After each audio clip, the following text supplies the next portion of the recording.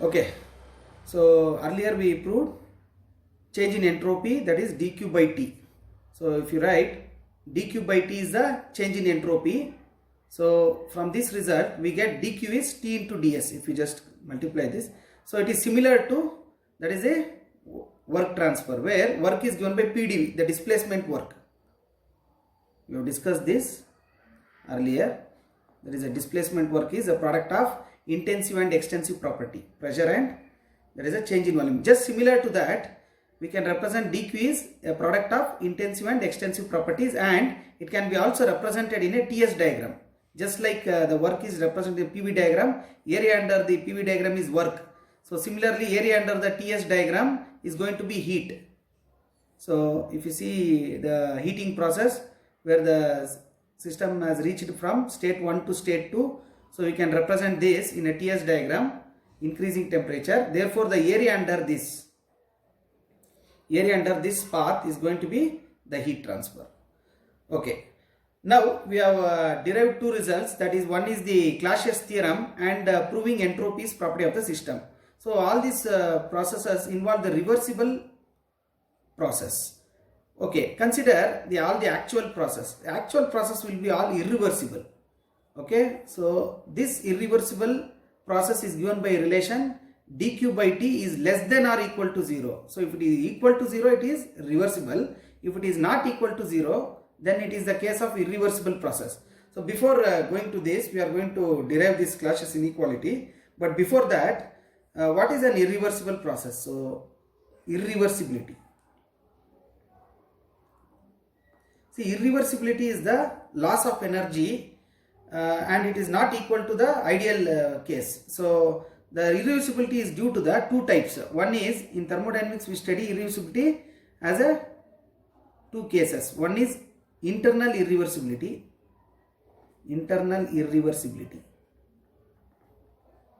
and external irreversibility. So internal irreversibility is this is due to the lack of thermodynamic equilibrium. That is, we all know what is thermodynamic equilibrium is change in pressure, change in temperature, change in the chemical, okay, process is going to be equal to 0. But if there is a internal irreversibility, lack of thermodynamic equilibrium, change in pressure is not equal to 0, change in temperature not equal to 0, change in chemical equilibrium is also, that is, not equal to 0. Due to the lack of thermal equilibrium, there is going to be a irreversibility. Or external irreversibility, it is due to friction or heat transfer between finite temperature difference,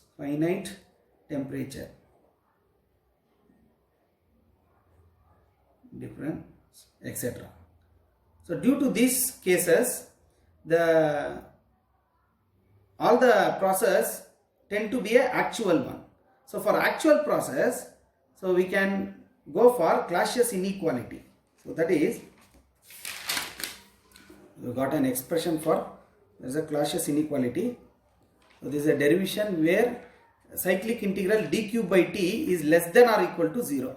So what is the Clausius inequality?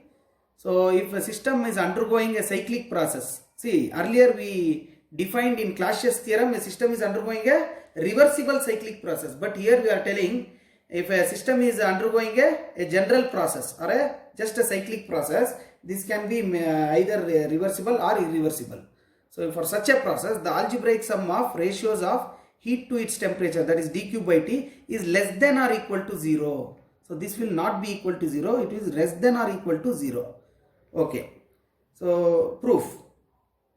So what is the proof? So let us consider a cycle ABCD. So I am going to draw in a PV diagram a cyclic process. So in a PV diagram I am going to draw that is a cyclic process.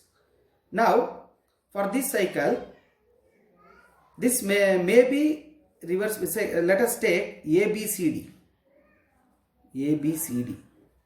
So let us consider a cycle ABCD. Okay, let AB be a general process, either reversible or irreversible. So we are going to take a case where A to B, this portion of the cycle is a irreversible one. So it is a either reversible or irreversible. So this is a actual process where it is not followed the quasi-static manner or lack of equilibrium, or else there is a friction. Okay, such a process. But other process in the cycle are reversible. These things, that is B, C, D and A. This process is reversible. It is undergone in a very slow manner, quasi-static, friction are all absent. Okay, in such a case, okay, let the cycle be divided into number of elementary cycles. It's the same procedure as the Clausius theorem.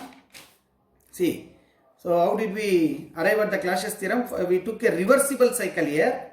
So it was completely reversible. We divided this into number of adiabatic and isothermal lines. So heat absorbed is dQ1 at source temperature T1, dQ2 at T2, dQ3, this is dQ3 at T3, dQ4 is the heat rejection at T4. Similarly, here also we are going to divide the cycle into number of adiabatic and isothermal lines. Here we are going to divide this cycle also into number of, these are the adiabatic lines. So I can name this as adiabatic lines, and we are going to cut this, that is a zigzag manner. We already shown that the smooth curve can be moved upon a zigzag manner. Okay.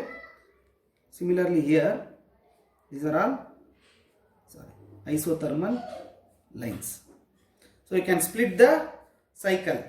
Let the cycle be divided into a number of elementary cycle using the adiabatic and isothermal lines as shown in the figure. Okay. Consider an elementary cycle EFGH.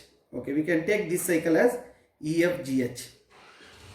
The first one is taken as EFGH, where dQ is the heat supplied at T and dQ2 is the heat rejected at T2. See, we have taken a general cycle dQ and T. We have not taken dQ1 and T1 because already in Clausius theorem we have taken dQ1 and T1. This is for a reversible path. Hence, since this is not a reversible path, we are going to take a general case, that is just dQ and different temperature, that is a temperature at T. Okay. Whereas this heat rejected in the cycle is dQ2 itself, temperature is T2, is the same thing. Consider the elementary cycle EFGH, where dQ is the heat supplied at T and dQ2 is the heat rejected at T2. Now let us consider the efficiency. Okay. Since we have taken AB is either reversible or irreversible, so we are going to write the Carnot theorem. What is the Carnot theorem? Let's start with there is a Carnot theorem 1. First Carnot theorem says that efficiency of irreversible is always less than efficiency of reversible. If this is instead of irreversible, if it is reversible, then both the efficiencies will be equal. That is less than or equal to. Since we have assumed here, AB is either reversible or irreversible. If this is reversible, both are going to be same. If it is irreversible, it is less than a reversible engine. This is the Carnot theorem 1 and 2. Carnot theorem 1 is irreversible engine efficiency is always less than reversible. Carnot theorem 2 is if two engines are reversible, they will have same efficiency. So both conditions we have considered. Here efficiency can be written as, what is efficiency? 1 minus heat rejected, that is dQ2 divided by heat absorbed dQ. This is for a irreversible is less than or equal to, I am going to write 1 minus dQ2 by dQ for a reversible.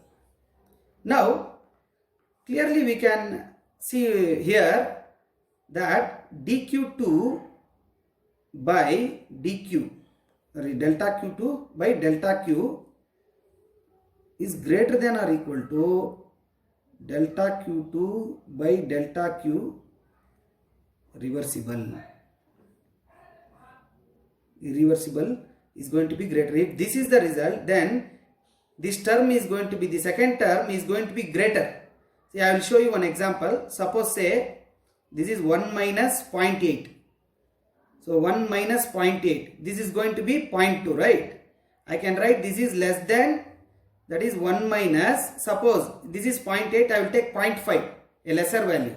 In that case 1 minus 0.5 or 1 minus suppose 0.4. Okay. 1 minus 0.4 is going to be 0.6. So I can clearly say 0.2 is less than 0.6. 0.2 is less than 0.6 just because this term is more. 0.8 is more than 0.4. The second term dq2 by dq is greater than dq2 by dq of reversible. Only in such case the inequality holds good. So we get dq2 by dq is greater than dq2 by dq reversible. So I have just taken, again I am repeating, I have just taken the second term. dq2 by dq of a irreversible is going to be greater because of, for example, 0.8 is greater than 0.4. So I am going to write like this. Now take the reciprocal. If I take the reciprocal, delta q divided by delta q2 irreversible. Now again I am going to change the inequality symbols, that is less than or equal to delta q by delta q2 reversible. I have taken the reciprocal, I am going to write here reciprocal.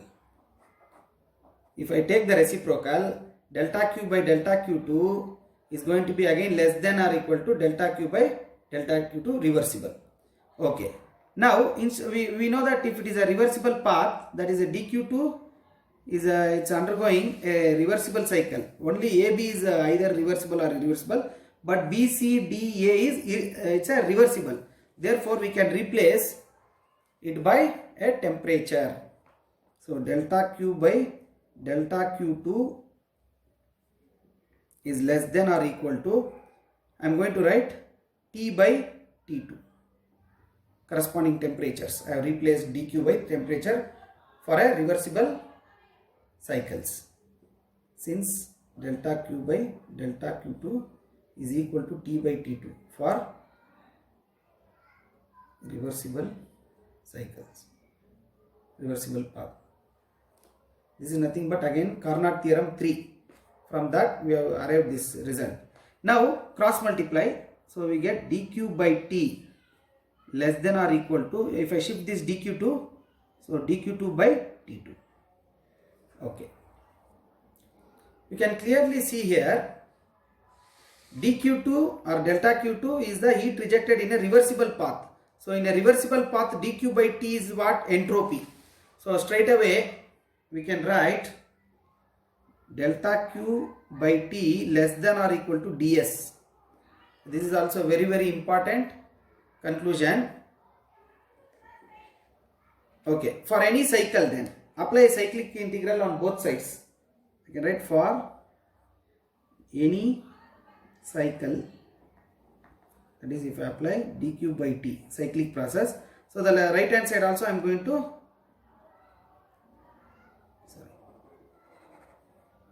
if I take delta q by T, so this is going to be less than or equal to cyclic integral of, that is entropy change, or I will write delta q2 by T2 itself. Okay, so according to Clausius theorem, cyclic integral of a reversible path dq by T is nothing but, or cyclic integral of change in entropy is going to be 0. This is according to Clausius theorem. So we get the result dq by T less than or equal to 0 since cyclic dq2 by T2 is equal to 0. Clausius theorem in a reversible path. Okay.